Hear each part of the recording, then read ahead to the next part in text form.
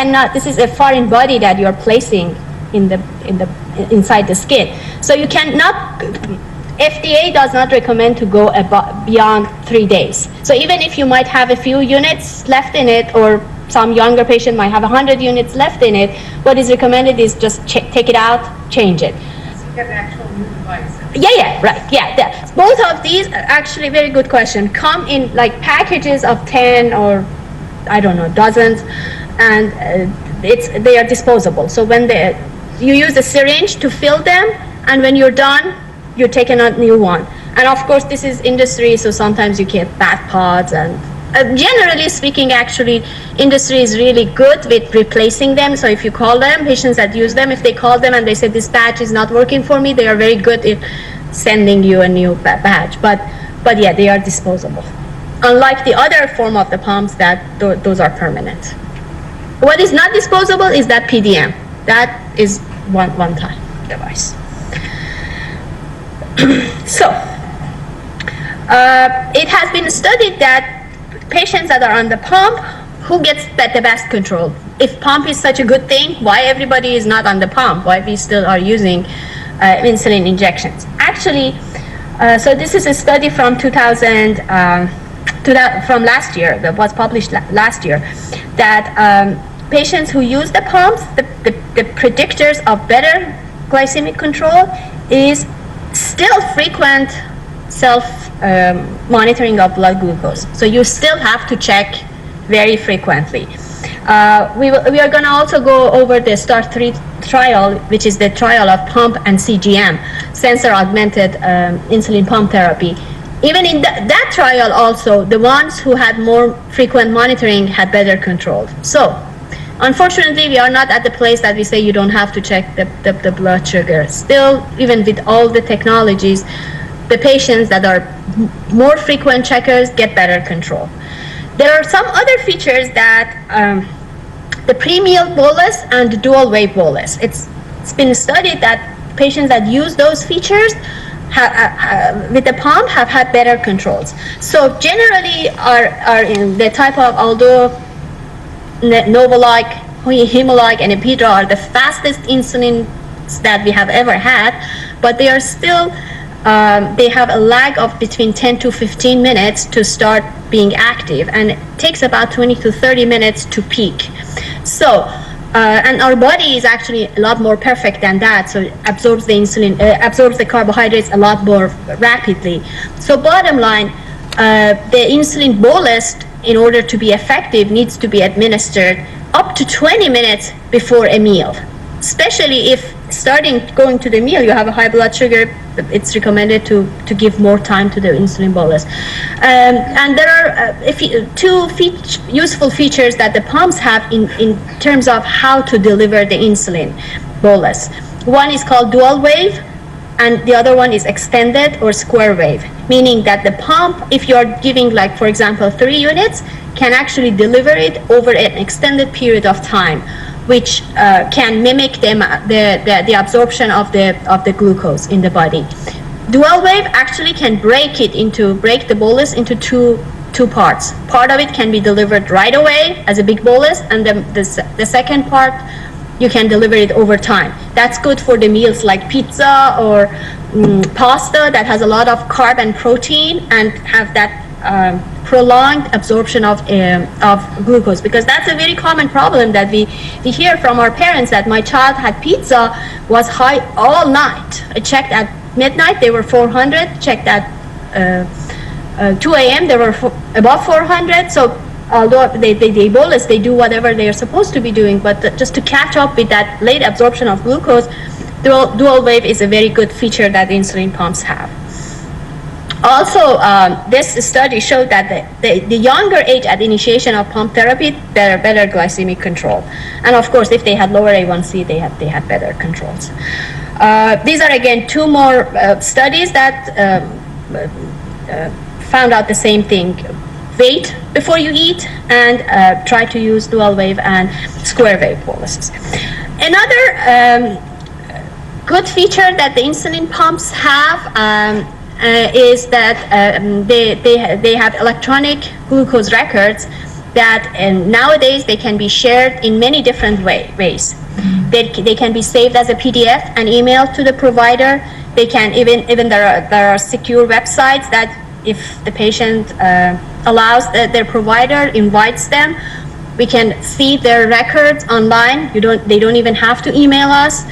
And when they come to the office, we can even download their pump right away by using the infrared communication.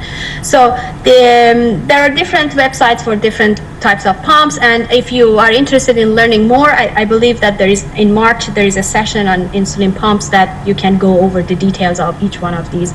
But again, this is another advanced feature that a few years ago was not available, but nowadays, all the different competitors, they try to get it. So almost all the pumps on the market have these features. Any questions on insulin pumps before we move to CGM? So the idea is that, well, what happens in reality in the body, beta cells are so smart. They actually sense the blood glucose and also sense the amount of change, rise or fall in the blood sugar, and then they produce the exact right amount of insulin that is supposed to take care of that blood sugar. Now, the idea of artificial pancreas is just to mimic the same idea in the body. Now we have the delivery system. The pumps can deliver the insulin, although they are not completely smart. And the other part of artificial pancreas is the part to check the blood sugar. So CGM, or continuous glucose monitoring, is actually the part that checks the blood sugar.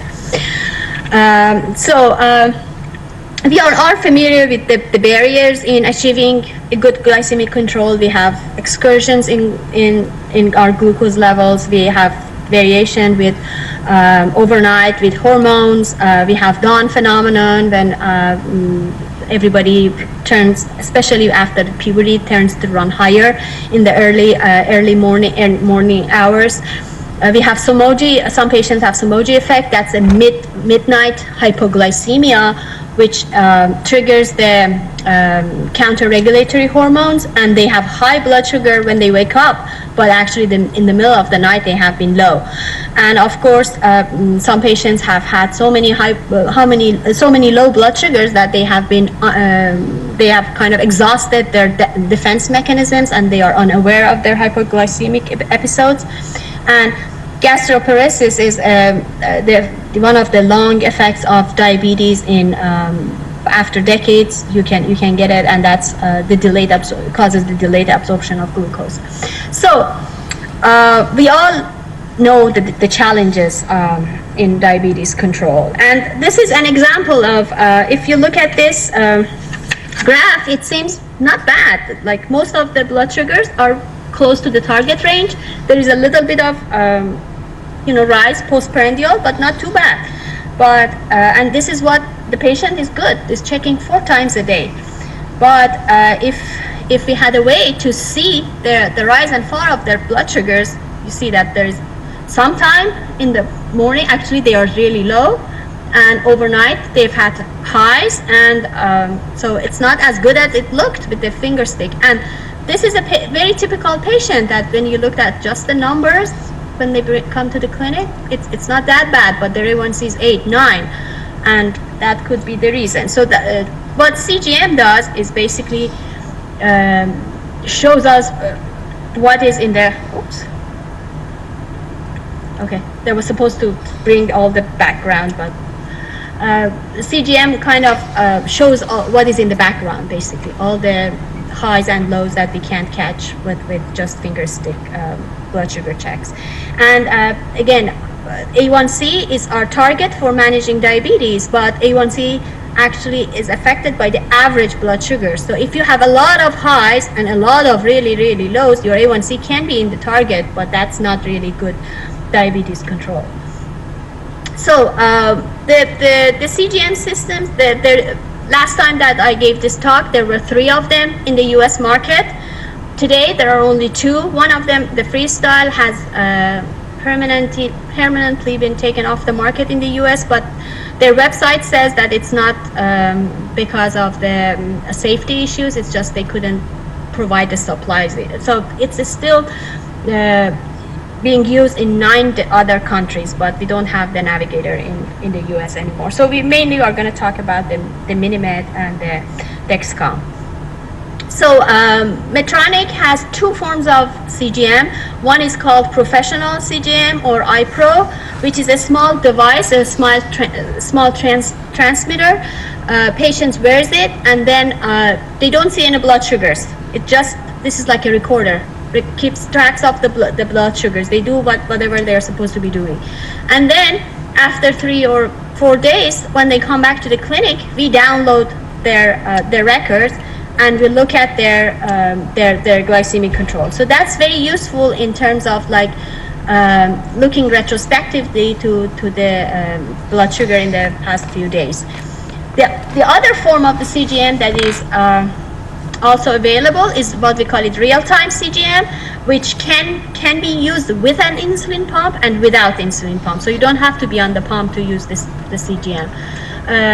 This is a Guardian device, and as you see that if the patient wears that transmitter, they can see that the graphs of their blood sugars, they can see actually the number, and they can also see an arrow that tells them the trend in their blood sugars. The picture, actually here you can see it better.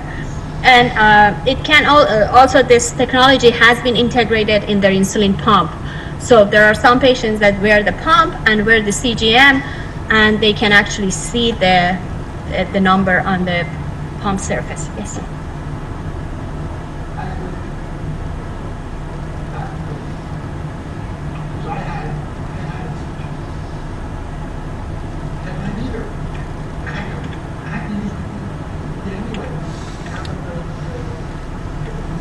Yeah, good point.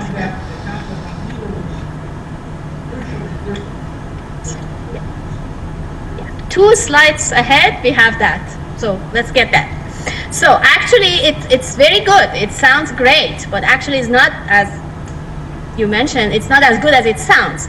Because what actually the sensors sense, they check what is called interstitial glucose. They don't actually check the serum glucose. Between interstitium and serum, there's always about 20 minutes lag, meaning that you can especially if your blood sugar is changing fast, if you just had a meal or you had a bolus of insulin and your blood sugar is changing rapidly, the sensor might be 20 minutes behind, okay? So that's why this device has been approved for monitoring of blood sugar. It's not to replace the finger sticks. So unfortunately, even the patients that are using the sensor, they are still supposed to check their blood sugar at least 4 times a day.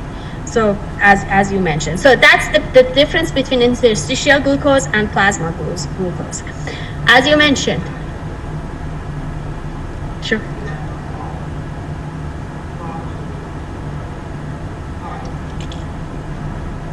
Mm-hmm.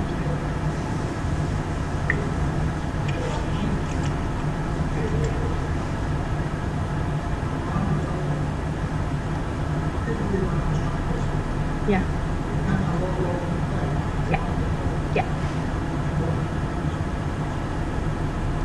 Absolutely, you're right.